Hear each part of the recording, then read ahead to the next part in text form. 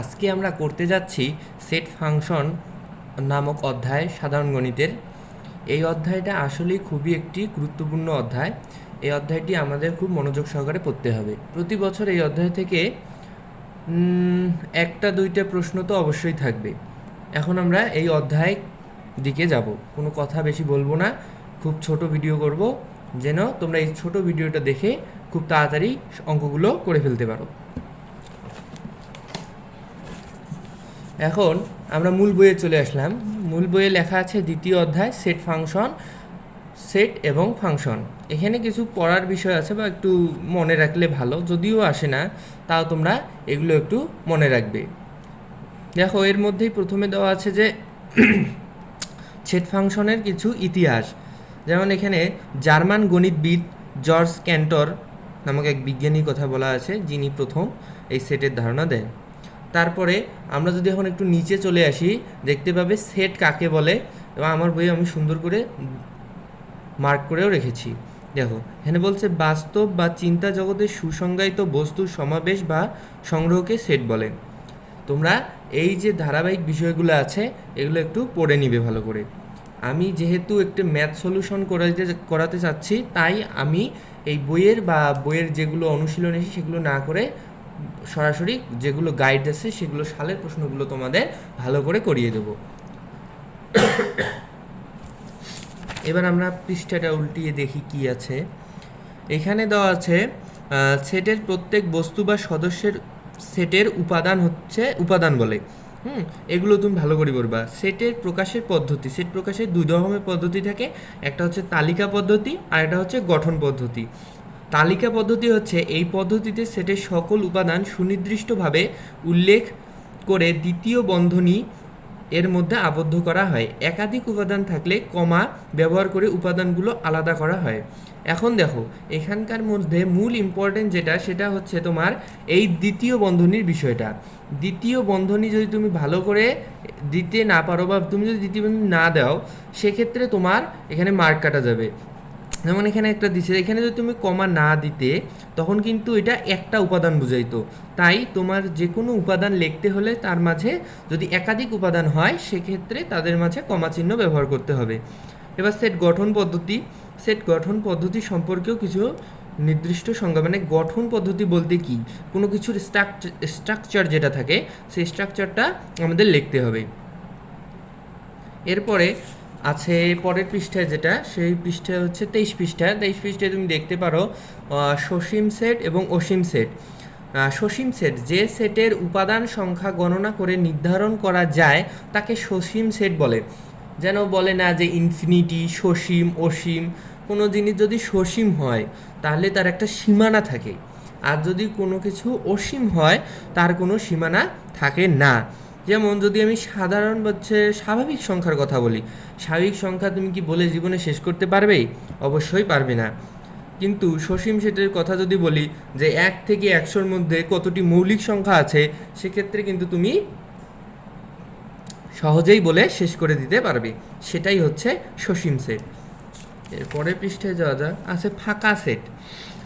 আচ্ছা, ফাঁকা সেট হচ্ছে যে সেটের, তোমরা দেখতে পারো, যে সেটের কোনো উপাদান নেই তাকে ফাঁকা সেট বলে। ফাঁকা সেট যেটা আছে সেই সেটকে এই চিহ্ন দ্বারা প্রকাশ করা হয়। এখন এই চিহ্ন দ্বারা প্রকাশ করা হলো, এখন একটা কথা তোমাদের বলে দেওয়া দরকার, যে দেখো তোমাদেরকে দেখিয়ে দিচ্ছি।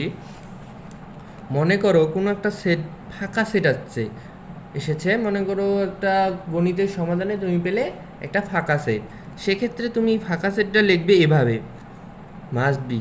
দেখো, তুমি যদি এভাবে দাও, রাইট, এভাবে কোনো উপাদানের ভিতরে ফাঁকা সেট, সেক্ষেত্রে তোমাকে এইভাবে দিতে হবে, রাইট।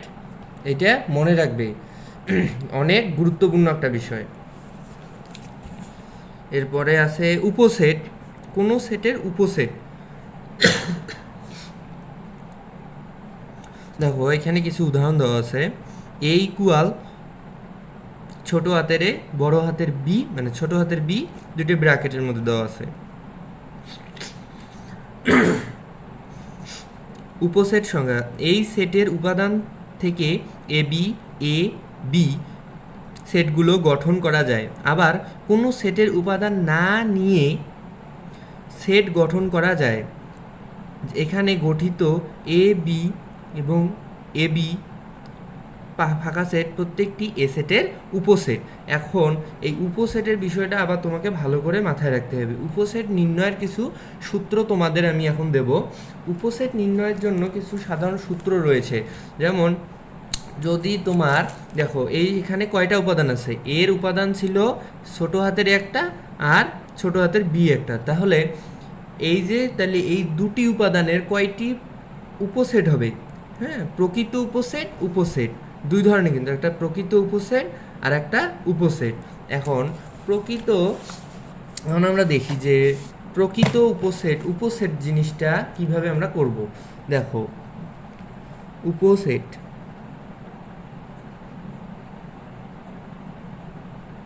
উপসেট নির্ণয়ের জন্য কিছু সূত্র আমরা এখন ব্যবহার করব। সূত্র, এই সূত্রটা হলো 2 পাওয়ার n। এইটা 2 পাওয়ার n। মনে করো তোমার কোনো একটা সেট এ ইকুয়াল দেওয়া আছে এ বি সি, তাহলে এখন প্রশ্ন করলো এই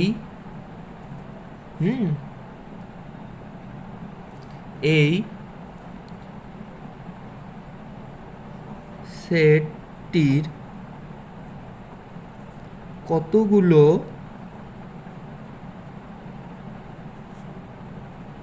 উপসেট রয়েছে। সেক্ষেত্রে তুমি এই উপসেটটা বের করবে কিভাবে, সেই সূত্রটা আমি দেখিয়ে দেব। দেখো, এটা লিখবে, লেখার পরে সূত্র আমি পরে তোমাদের দেখাচ্ছি, আগে তোমরা এটা দেখো। এভাবে দিবে, এভাবে, তারপরে এভাবে,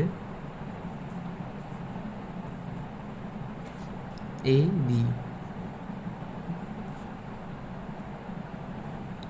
বি না, বি সি দিবে না, এ বি দিয়েছ, এবার এ সি দিবে, এরপরে দিবে বি সি। তাহলে তোমার সিকোয়েন্স যেটা আছে সেটা আর কখনোই ভুল হবে না। তারপরে এ বি সি, এরপরে ফাঁকা সেটটা বড় ব্র্যাকেটের ভিতরে সেকেন্ড ব্র্যাকেটের ভিতরে রাখবে। তাহলে 1 2 3 4 5 6 7 8টা হয়েছে। এখন আমরা যে সূত্রটা পাইছিলাম দেখি, বসায় দেখি কি হয়। 2 পাওয়ার n, রাইট?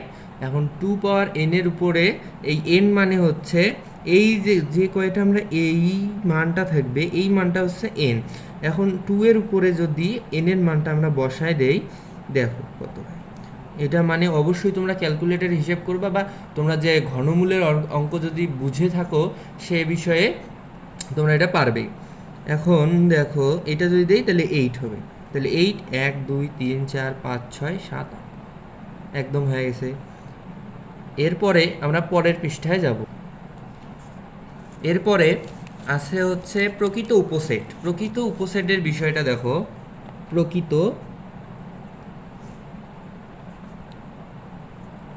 উপসেট, প্রকৃত উপসেটের বিষয়টা এভাবে লিখতে হবে যে এখানে আমরা পাইছিলাম 2n, এখন -1 যদি দেই সেখানে আমরা পেয়ে যাব প্রকৃত উপসেট। একদম ইজি কিন্তু, হ্যাঁ। মানে তুমি যেই ফাঁকা সেটটা নিয়েছিলে, এই ফাঁকা সেটটা এই পরবর্তী প্রকৃত সেটে বিয়োগ হয়ে যাবে।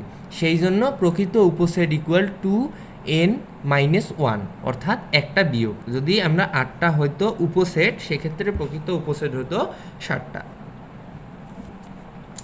এরপরে আমরা বইয়ে চলে যাই। এরপরে আছে, সরি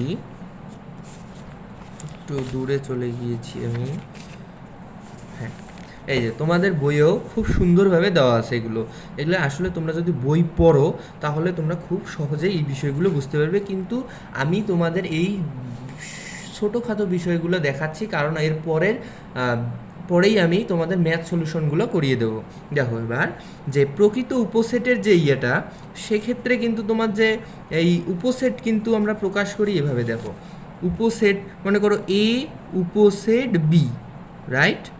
বি উপসেট এ, এখন বি উপসেট এ, এই যে বি উপসেট এ, এক্ষেত্রে এরকম। কিন্তু যদি প্রকৃত হয় সেক্ষেত্রে এই নিচে যে টানটা দেই সেটা আর দেওয়া যাবে না। ওকে, এবার আমরা পরেরটায় যাই। সেট অন্তর মানে সেটের মধ্যে বিয়োগফল। কোনো একটা সেটের উপাদান দেওয়া আছে, তোমরা যদি দেখতে পারো বইয়ে দেখো, সে কোনো একটা সেটের উপাদান দেওয়া আছে এ, এখন এখানে দেওয়া আছে 1 2 3 4 5, অনেক সংখ্যা দেওয়া আছে। আবার বি দেওয়া আছে 3 5।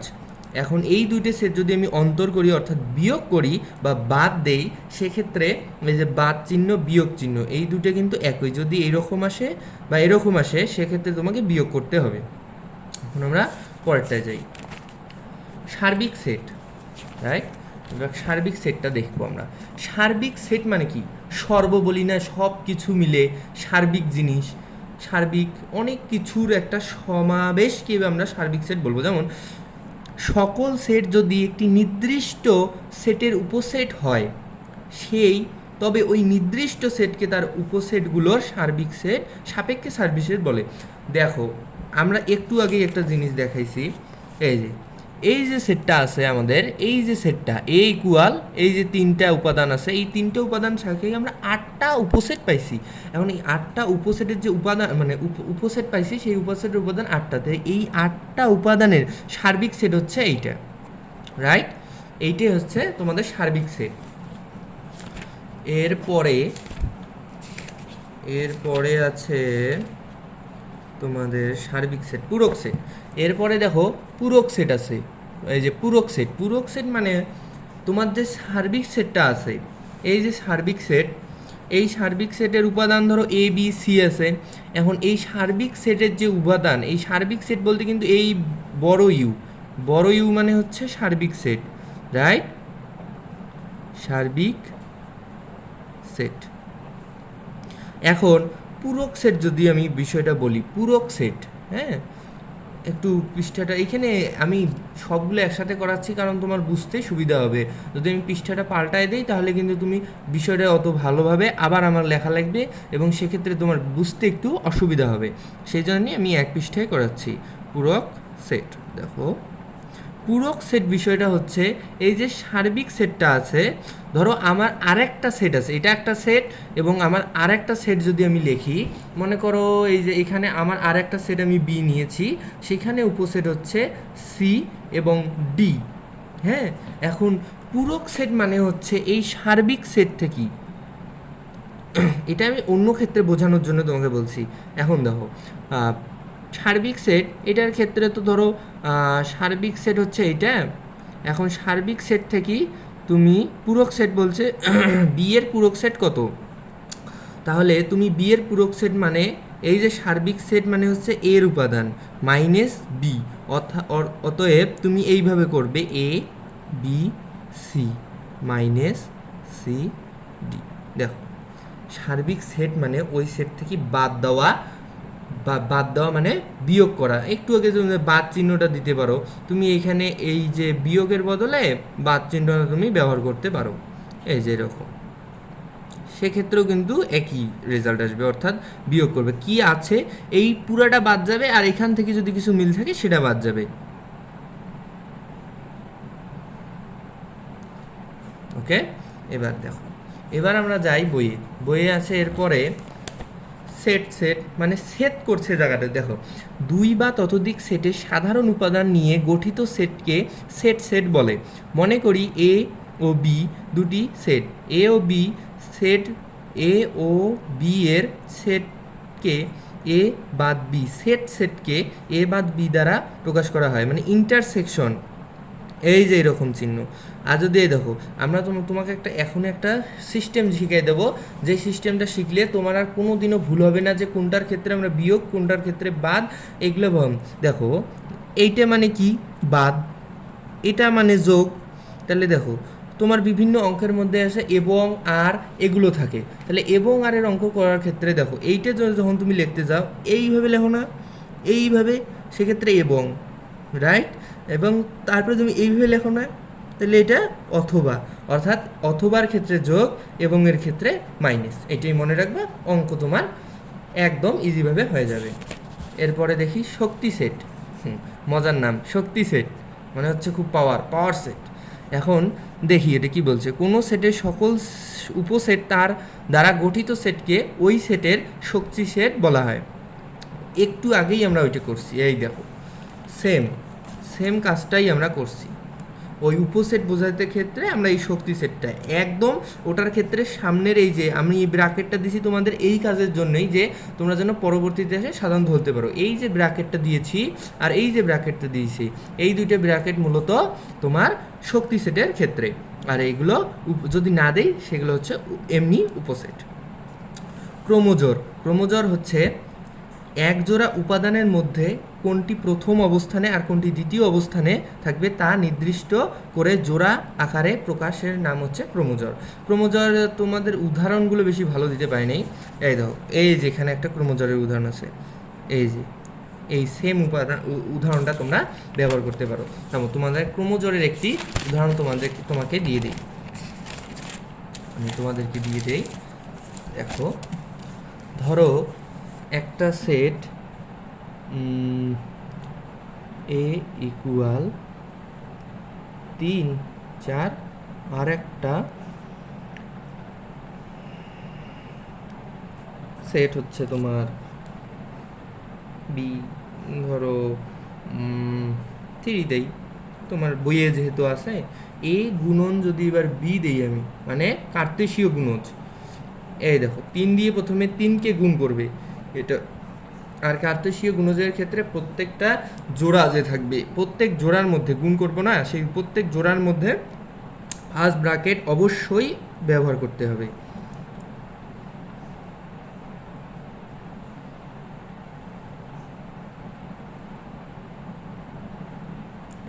এইটাই হচ্ছে কার্তেশীয় গুণজ পদ্ধতি। তাহলে এর পরের ক্লাসেই তোমাদের আমি বাকি বিষয়গুলো বুঝিয়ে দেবো, এবং সকল যে গাইডের বই সালেরগুলো প্রশ্নগুলো রয়েছে সেগুলো সমাধান করে দেব। এই অধ্যায়ে আর তোমাদের কোনো সমস্যা থাকবে না।